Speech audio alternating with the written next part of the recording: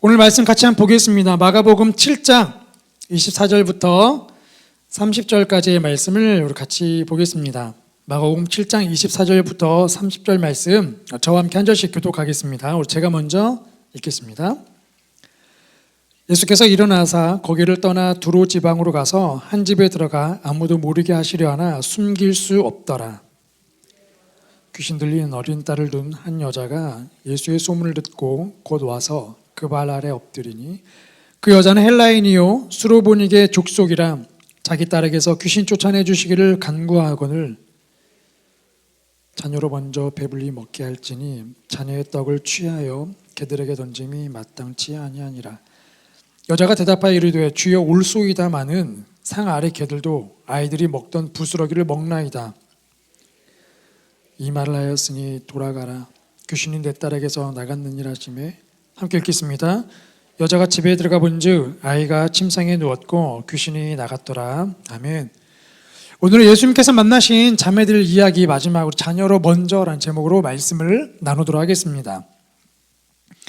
우리나라 패션계의 선구자로 불리는 장명숙 씨라는 분이 있습니다. 1952년 출생이신데요. 지금 이제 70세이시죠. 1978년에 아마도 우리나라에서 처음으로 이제 밀라노로 유학을 가셨던 분이시죠.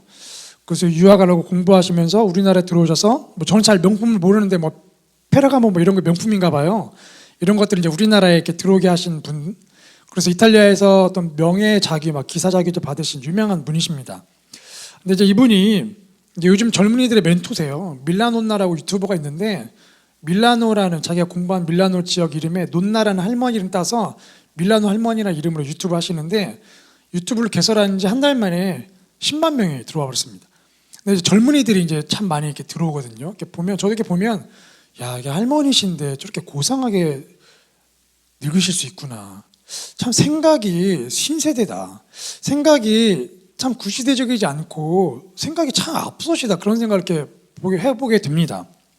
근데 이제 그분이 낸 책이 이제 두 권이 있는데 그 중에 한 권 책이 햇빛은 찬란하고 인생은 귀하니까요라는 책입니다. 제가 지난주에 이 책을 읽었는데 제목을 보고 할머님이 쓰신 책이니까 또 이제 패션에 계셨던 분이니까 어떤 생각일까 이제 궁금해서 봤습니다. 보다 보니까 이런 얘기가 있더라고요. 이탈리아에 유학을 갔을 때에 거기에 자기가 공부하다 보니까 나이지리아에서 오신 분들, 필리핀에서 오신 유학생분들이 이제 힘겹게 공부하시는 거예요. 근데 그 모습을 보면서 너무 안쓰러워서 그분들과 대화하다 이렇게 물어봤다고 합니다. 야, 여기서 먹고 살려니까 힘들지 않아? 라고 이제 물어보니까 그분들이 뜻하지 않은 대답을 이제 이분에게 하신 겁니다. 이렇게 얘기했다고 하죠. 내가 선택할 수 없는 것들에 신경 쓰며 고통받고 싶지 않다. 내가 해결할 수 없으니까. 그러나 내가 선택할 수 있는 것들을 잘 골라서 최선을 다해 살고 싶다. 사랑하는 가족과 저녁 늦게라도 함께 할 수 있는 지금 이 삶이 소중하다. 이 얘기를 한 순간 이분이 갑자기 뒤통수를 한 대 맞은 것 같은 느낌이었다는 겁니다. 선택할 수 없는 거에 대해서는 불평하지 않고 그건 내가 할 수 없으니까. 하지만 내가 선택할 수 있는 거를 내가 최대한 찾아내어서 그것을 통해서 행복한 삶을 살겠다라는 이제 고백들이죠. 이 내용을 보면서 참 부끄럽습니다. 저도 이 선택할 수 없는 것에 혹시 왜 나는 이것을 선택할 수 없었을까? 왜 내 삶이 이럴까? 이렇게 불평하지 않았나? 또 한편으로는 선택할 수 있는 것들이 여러 가지가 있지만 과연 그것들에 대해서 용기를 내서 선택을 했었나? 저도 이렇게 한편으로 이렇게 돌아보게 되었습니다. 오늘 본문에 가나안 여인이 등장을 해요. 이 여인, 예수님을 찾아왔던 이 여인, 그의 삶에 이 귀신 들린 어린 딸을 데리고 있기 때문에 아마 그 여인의 삶은 정말 막다른 골목에 처달았을 것입니다. 그런 상황에서도 어떻게든 예수님을 붙잡으려고 하는 이 여인의 그 모습을 보면서 선택할 수 없는 것 가득하지만 선택할 수 있는 것 그 한 가지를 어떻게든 붙잡으려고 하는 그 여인의 믿음을 그리고 그 용기를 저희가 이렇게 발견하게 되죠. 오늘 이 본문의 말씀을 통해서 우리 자매님들이 하나님께서 주시는 그 믿음의 도전을 받아들였으면 좋겠고 그 믿음을 용기를 내어서 그 믿음으로 한 걸음 삶으로 내딜 수 있기를 소망하고 축복합니다. 우리 먼저 24절부터 26절 말씀을 같이 읽겠습니다. 시작. 예수께서 일어나사 거기를 떠나 두로 지방으로 가서 한 집에 들어가 아무도 모르게 하시려 하나 숨길 수 없더라. 이에 더러운 귀신 들린 어린 딸을 둔 한 여자가 예수의 소문을 듣고 곧 와서 그 발 아래 엎드리니 그 여자는 헬라인이요 수로보니게 족속이라 자기 딸에게서 귀신 쫓아내 주시기를 간구하거늘. 본문을 보면 예수님께서 이제 가버나움 사역을 마치시고 그곳을 떠나서 두로 지방으로 가서 아무도 모르게 어떤 집에 들어가서 쉬시려고 했습니다. 쉼이 좀 필요했던 것이죠. 그래서 두로라는 지방으로 가십니다. 두로는 이스라엘 지방의 지도를 보면 북쪽에 있는 항구 도시입니다. 예전에는 이렇게 섬이었는데 그 섬과 육지를 연결해 가지고 이제 육지가 되어버렸죠. 두로와 시돈이라는 지역인데 이곳은 비옥한 땅이었습니다. 땅이 비옥하니까 뭐 곡식이 잘 나겠죠. 그리고 해상무역으로 옛날부터 유명했던 동네이기 때문에 굉장히 부유한 도시였습니다. 그래서 솔로몬이 자기 궁과 성전을 지을 때도 그 두로에 있는 두로 왕 히람에게 많은 도움을 받게 되죠. 그만큼 부유했던 땅입니다. 그런데 이제 그 지역은 안타깝게도 바알과 아스타로 섬기는 우상 숭배 지역이었죠. 그러니까 유대인들이 아무도 없었겠죠. 그래서 아마도 예수님께서는 유대인이 없는 그 땅에 가서 쉬시려고 했던 것 같습니다. 아무도 자기를 알아보는 사람이 없을 수 있기 때문에. 그런데 결국 그곳에서도 아무도 유대인이 없는 예수님이 쉬려고 했던 그곳에서도 하나님께서는 일하시는 것을 보게 됩니다. 예수님이 만날 한 명의 여인을 또 그 땅에도 준비를 해놓으셨던 거죠. 그 장면을 보면서 오늘 이 예배도 하나님께서 예배를 준비하셨는데 이 예배를 왜 준비하셨을까? 과연 누구를 위해 준비하셨을까? 어떤 자매님들의 마음을 만지시려고 이 예배를 준비하셨을까? 오늘 우리 자매님들이 그 하나님이 준비하신 그 만남의 주인공이 되기를 소망하고 축복합니다. 근데 이 본문에 나오는 여인을 보니까 수로보니게 족속이라고 되어 있어요. 수로보니게 족속. 수로보니게라는 뜻은 시리아와 페니케라는 단어가 합쳐진 단어인데 중요한 건 한마디로 그 두로와 시돈 지방의 사람이었고 더 중요한 건 그 지역에서 우상 숭배하던 여인이라는 겁니다. 이 여인은 우상 숭배하던 여인, 이방인이었죠. 그리고 또 본문에 헬라인이라고 나왔어요. 헬라인. 지금 이 시대의 문명을 이루었던 큰 축이 두 가지가 있습니다. 바로 이 히브리 유대인 문명과 그리스 문명이거든요. 이 두 개의 문명이 지금 이 시대의 문명을 이루고 있는 큰 축이죠. 그러니까 유대인과는 정반대의 문명인 그리스 문명, 헬라 문명을 그곳에 살았던 여인이었습니다. 어쩌면 좀 더 고상한 문명을 가진 여인이었겠죠. 물론 그리스 문화에서도 그 여자들을 무시하는 행태는 뭐 여전히 변함이 없었죠. 그러나 그런 문명 속에 살았던 그런 여인이었습니다. 그런데 어쩌면 그런 어떤 고상한 문명, 어떤 철학의 문명, 또 부유한 동네에 살았던 여인이었지만 그 여인에게는 해결할 수 없는 한 가지 문제, 바로 귀신 들린 어린 딸이 있었다는 것이죠. 부유하게 살아도 만족할 수 없는 그 문제들. 뭐 고상한 지식을 가졌을지는 모르겠지만 아무리 그렇다 해도 가방끈이 아무리 긴다 해도 그걸로 해결할 수 없는 문제를 이 여인이 가지고 있었다는 것입니다. 저희가 뭐 자녀를 키워봐서 아시지만 이 어린 딸, 다 큰 딸도 아니고 어린 딸입니다. 이 어린 딸이 귀신 들렸다고 하니까 부모의 마음이 얼마나 아프겠습니까? 이 부모의 사랑을 마음껏 받고 자라야 그 나이에 귀신이 그 딸을 지배하고 있으니 이 부모의 마음으로 볼 때는 그 딸을 볼 때마다 있는 그대로의 그 딸의 모습이 아니라 또 다른 인격체가 들어가 있는 귀신을 자꾸 맞대응할 수밖에 없는, 마치 제가 영화 엑소시스트를 보면 막 귀신 들린 여자애가 침대에 막 묶여가지고 몸이 꺾이고 막 난리 나지 않습니까? 얼굴도 바뀌고. 그런 모습들을 매일매일 만나야 하는 그 어머니의 모습 생각해 보면 너무나 안타깝죠. 이전에 이제 교회에서 사역하던 곳에서 지적장애를 가진 한 어머님이 계셨습니다. 당시에 저희 이제 부서에 그 사랑부에 있는 아이들과 이제 저희 중등부 아이들과 함께 통합 예배를 드리자, 이제 그런 계획을 갖고 사랑부에 있던 장애인 친구들이 이제 같이 중등부에서 예배를 드렸습니다. 그 당시 이제 중등부 친구들이 한 350명 되는데 그 뒤쪽 자리에 저희가 두 줄을 빼가지고 휠체어 타고 하기 때문에 의자를 두 줄을 다 빼고 그 친구들이 함께 예배를 드리도록 공간을 마련했죠. 그러니까 막 시끌시끌벅적한 공간에서 그렇게 눈에 띄지는 않는 상황이었습니다. 그런데 그런 장면 속에 또 눈에 띄는 한 친구가 있었어요. 유독 가만히 있지 못하고 계속 왔다 갔다 하는. 그리고 보통은 이제 부모님들이 함께 오시지만 밖에 계시는데 그 친구는 이제 어머님이 항상 옆에 계셨습니다. 나이가 18살이었는데 중등부 예배에 참석했었죠. 나중에 이제 그 어머님을 제가 이렇게 만나 뵀는데 그 어머님이 이제 교회 앞에 사세요. 그런데 이제 가끔 보는 풍경이 있는데 그 아들과 함께 밖에 나갈 때가 되면 그 아들의 허리에 끈을 묶고 어머니 허리에 끈을 묶습니다. 그리고 그 아들과 함께 나가시는 거예요. 예배 드릴 때만 그 끈을 풀고 계신 거고 끈을 묶고 다니십니다. 그런데 그 아들이 18살입니다. 키가 큽니다. 등치가 좋아요. 그러니까 밖에 나가면 이 아들이 막 어딘지 가고 싶은 데를 막 가잖아요. 그러니까 이 어머님이 이렇게 보면 끌려가시는 모습들을 제가 늘 이렇게 자주 보거든요.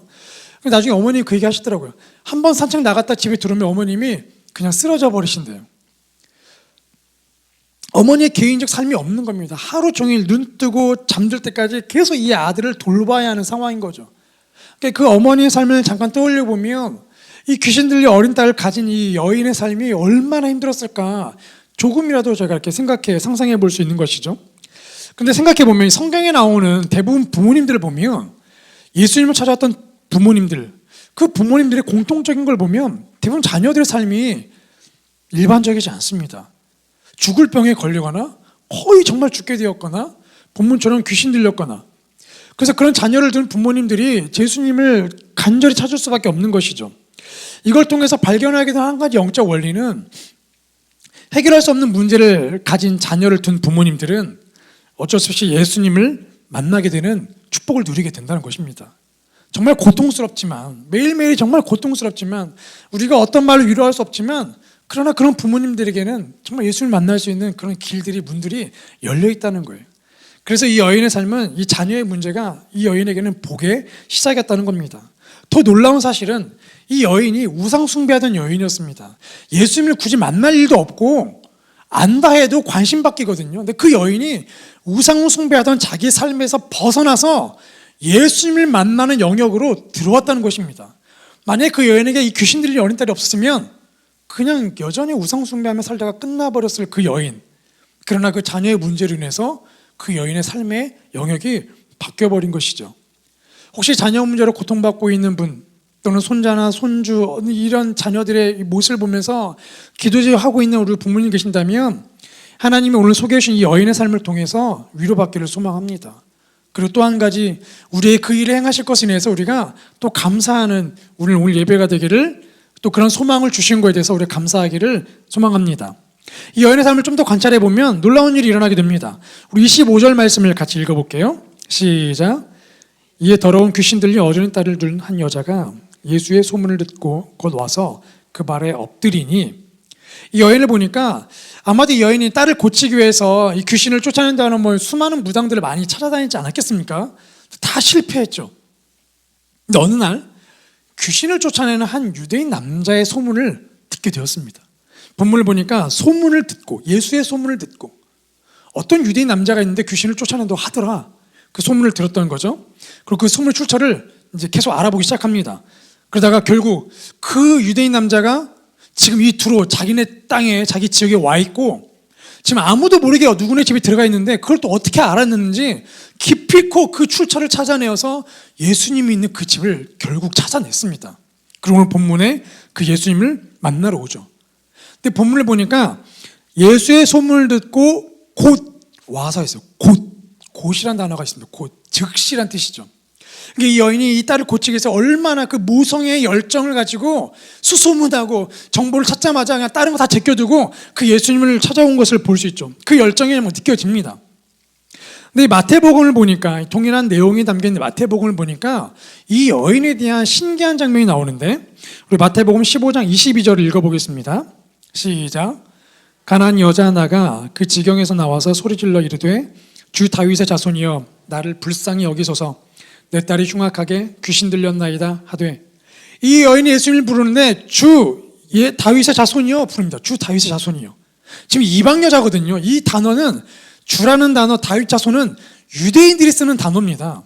그런데 이 이방 여자가 예수님을 향해서 주여 다윗의 자손이여 이런 말을 하고 있거든요. 그러니까 이 이방 여자가 메시아가 뭔지를 어떻게 알았겠습니까? 그런데 이 여인이 예수님에 대한 소문을 들었는데 그냥 그 소문을 그렇게 들은 게 아니라 그 소문을 듣고 그 붙잡고 그 소문을 파헤쳤던 겁니다. 그 남자가 도대체 어떤 남자인지 파헤치다 보니까 유대인들이 메시아라고 부르는 그 메시아인 것을 알게 되었다는 것이죠. 결국 그 정체를 알아낸 겁니다. 뭐 지금 시대로 따져보면 인터넷을 뒤지고 뒤져서 결국 그 출처와 정보를 기필코 찾아낸 것이죠. 얼마나 열정 있는 모습일까요? 물론 그 당시에 많은 어떤 이 치료 방법을 찾다가 실패했기 때문에 이것도 소문 아니야? 그러고 혹시나 그냥 잠깐 접었을지도 모르겠죠. 근데 하나님께서 그 여인에게 들린 그 소문이 그냥 흘려가는 게 아니라 그 여인이 그 소문을 붙잡을 수 있도록 선하게 그 발걸음을 인도하셨던 것입니다. 이런 부분에서 우리에게 큰 울림이 있죠. 과연 우리는 어떤 소문에 귀를 기울이고 있나? 어떤 소문을 들었을 때에 그 출처를 파악하고 더 많이 알기 위해서 우리가 열정을 다해 쏟아붓고 있나? 우리 삶을 잠깐 돌이켜보게 됩니다. 뭐 맛집이 있대, 어디 좋은 카페가 있대, 뭐 땅값, 요즘 뭐 이제 부동산 얘기가 더 커지니까 부동산, 우리 집 어떻게 하지? 팔아야 하나 마나? 자녀 교육에 대한, 입시에 대한, 성공에 대한 여러 가지 수많은 정보들이 우리 귀에 아주 많이 들어옵니다. 인터넷만 열면 아주 쏟아져 내리죠.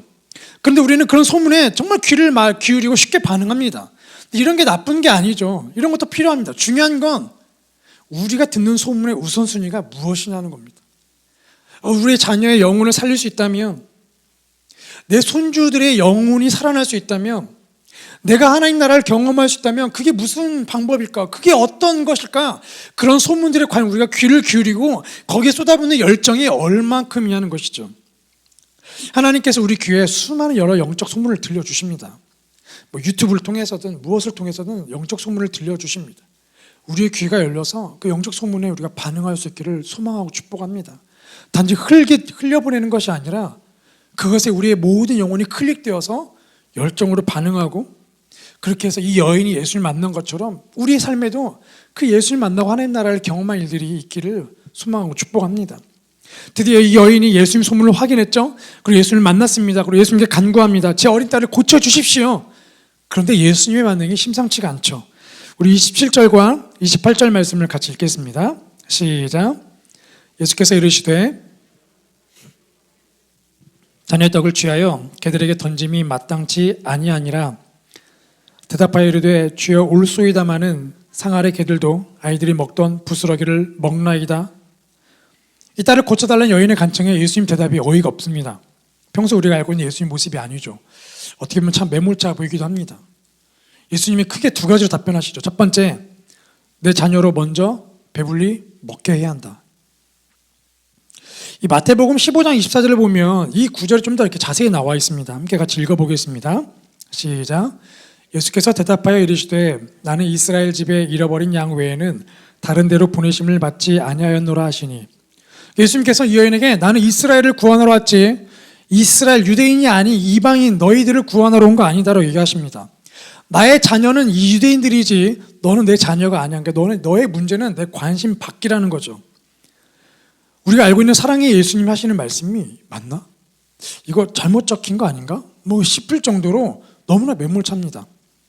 그 여인의 아픔, 귀신 들린 그 부모의 마음을 창조주신 예수님이 분명히 아실 텐데 전혀 그 아픔에 공감하지 않고 있으면 아이고 정말 너 힘들겠구나, 아이고 힘들겠네, 어떻게 그런데 나는 유대인들을 구원하러 왔지 너를 구원하러 온 게 아니라 진짜 미안하다, 이런 말씀도 아니고 그냥 매몰차게 거절해 버리시죠.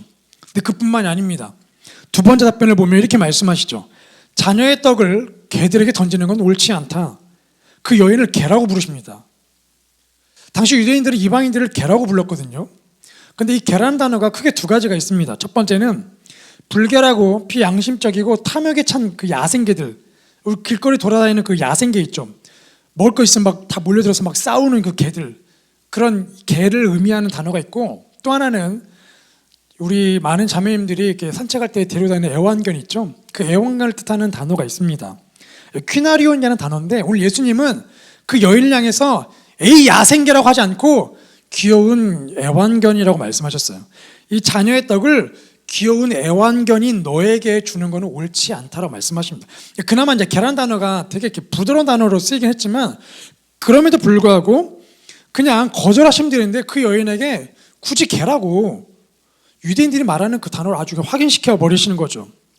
이게 참 수치스러운 장면입니다. 이 여인이 그런 말을 듣고 정말 참아야 하나? 근데 이 여인의 반응을 보면 야 당신도 어쩔 수 없는 유대인 남자군요. 와 걔한테 한번 물려볼래요? 뭐 이렇게 대드는 게 아니라 오히려 그 자녀를 살리기 위해서 그 수모를 받아들이죠.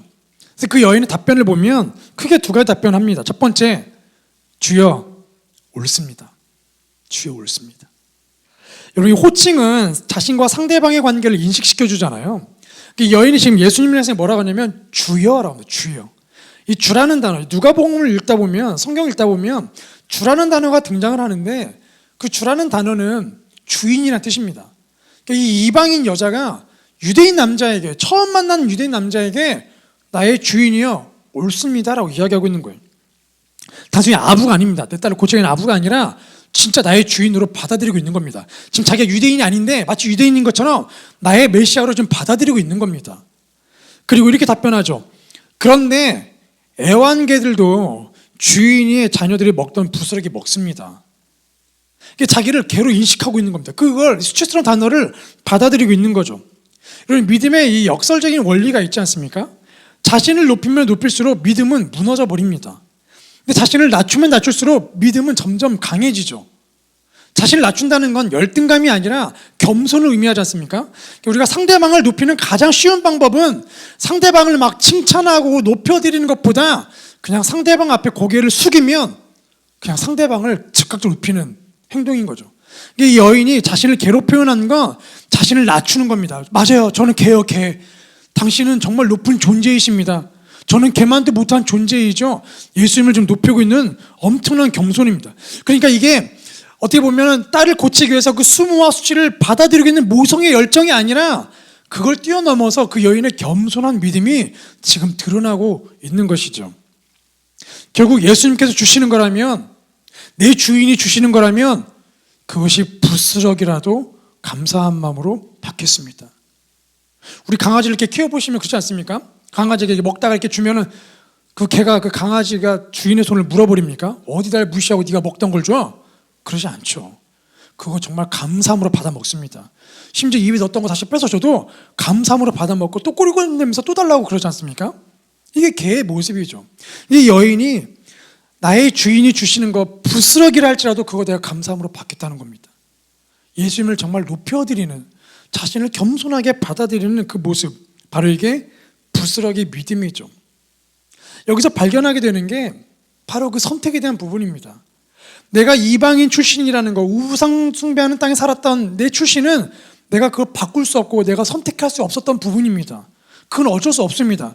귀신 들린 딸 내가 선택해서 된 거 아닙니다. 하지만 내가 지금 선택할 수 있는 거 한 가지는 뭐냐면 나의 주인이신 당신이 주는 부스러기라도 내가 받을 수 있는 거 선택할 수 있으니까 내가 그거 받겠다라는 겁니다. 결국은 자신이 선택할 수 있는 예수님을 향한 부스러기 믿음을 붙잡았던 것이죠. 거기다 예수님이 이렇게 말씀하십니다. 29절과 30절 말씀을 같이 읽겠습니다. 시작. 예수께서 이르시되 이 말을 하였으니 돌아가라, 귀신이 내 딸에게서 나갔느니라 하시매 여자가 집에 들어가 본즉 아이가 침상에 누웠고 귀신이 나갔더라. 아멘. 예수님 말씀하시죠. 이 말을 하였으니, 그 말이 뭡니까? 주여 옳습니다. 나의 주인이여 당신의 말이 옳습니다. 나의 주여, 저는 당신의 개입니다. 당신의 개이기 때문에 당신이 주는 부스러기라도 제가 받겠습니다. 이 말을 네가 했기 때문에 내 딸이 고침받았다. 집에 가보니 침대에 그 아이가 누워있고 멀쩡한 정신으로 돌아가 있다는 것이죠.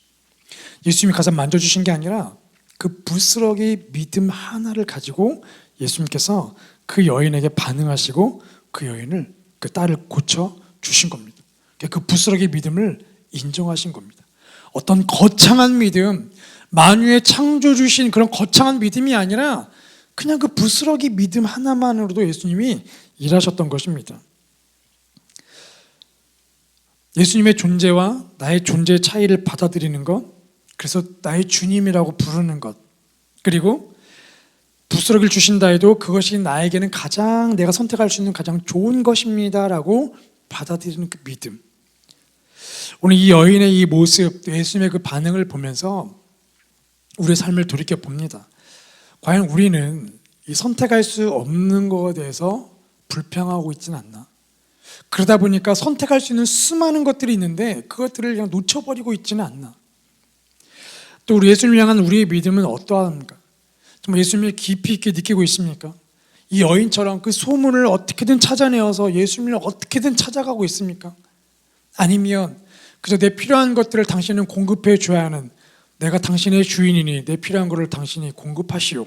혹시 예수님을 나의 종으로 대하고 있지는 않습니까? 아니면 정말 예수님 나에게 무엇을 주시든 내가 그거 감사함으로 받겠습니다. 왜냐하면 나는 당신의 종이기 때문에 그렇습니다.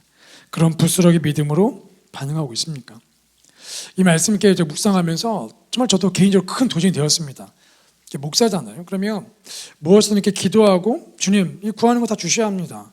제가 뭐 제 영광을 구하겠습니까? 헛된 걸 구하겠습니까? 주님 주셔야죠.